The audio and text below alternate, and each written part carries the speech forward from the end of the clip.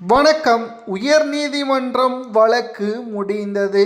OPS அவர்கள் வெற்றி.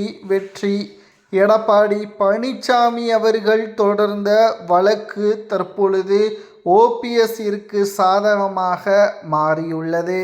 அதாவது அதிமுகவில் 1/3 நிர்வாகிகள் பொதுக்குழு செயற்குழுவை கூட்ட வேண்டும் என்று கடிதம் கொடுத்தால் உடனடியாக தேர்தல் ஆணையத்தின் விதிமுறைகளுக்கு உட்பட்டு அதிமுகவின் தலைமை செயல்படுத்த வேண்டும். சமீப காலமாக எடப்பாடியை எதிர்த்து அதிமுகவின் நிர்வாகிகளது எண்ணிக்கை அதிகரித்து கொண்டே இருக்கிறது. ஆரம்பத்தில் ஓபிஎஸ் அவர்கள்தான் பொதுக்குழு செயற்குழுவை கூட்ட வேண்டும் என்று முதலில் நீதிமன்றத்தை நாடினார். தற்பொழுது அதிமுகவிலிருந்து ஓபிஎஸ் அவர்கள் விலகி நீக்கப்பட்டு திமுகவில் இணைக்கப்பட்டுள்ளார்.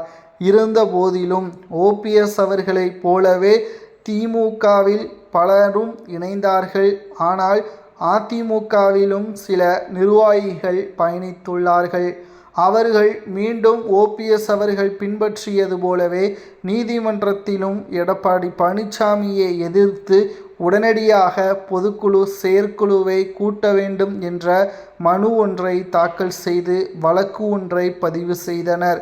இந்த நிலையில்தான் ஓபிஎஸ் அவர்களுக்கு கிடைக்காத நீதி இன்று அதிமுகவின் மாவட்ட செயலாளர்களுக்கு கிடைத்துள்ளது.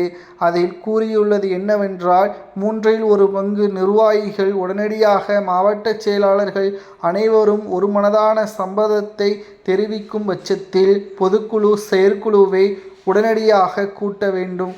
வருகின்ற இறுதியில் இந்த மாத இறுதியில் அதிமுகவின் பொதுக்குழு செயற்குழுவை கூட்ட வேண்டும் என்று தற்பொழுது நீதிமன்றம் தேர்தல் ஆணையத்திற்கு உத்தரவை பிறப்பித்துள்ளது.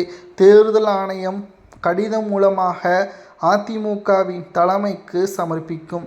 இந்த பொதுக்குழு செயற்குழு கூட்டம் ஓய்வு பெற்ற நீதிபதியின் முன்பு நடைபெறலாம் என்ற தகவலும் வெளியாகியுள்ளது.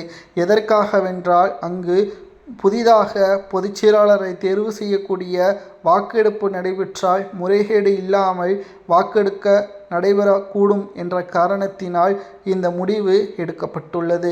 இதனால் எடப்பாடி பழனிசாமியின் பதவி பறிபோகலாம் என்றும் அரசியல் வட்டாரத்தில் பேசும் பொருளாக மாறியுள்ளது.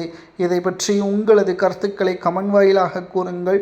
பொதுக்குழு செயற்குழுவை கூட்டி எடப்பாடியின் பதவியை பறிக்கலாமா அல்லது அவரே பொதுச் செயலாளராக இருக்கலாமா என்பதை கமெண்ட் வாயிலாக கூறுங்கள்.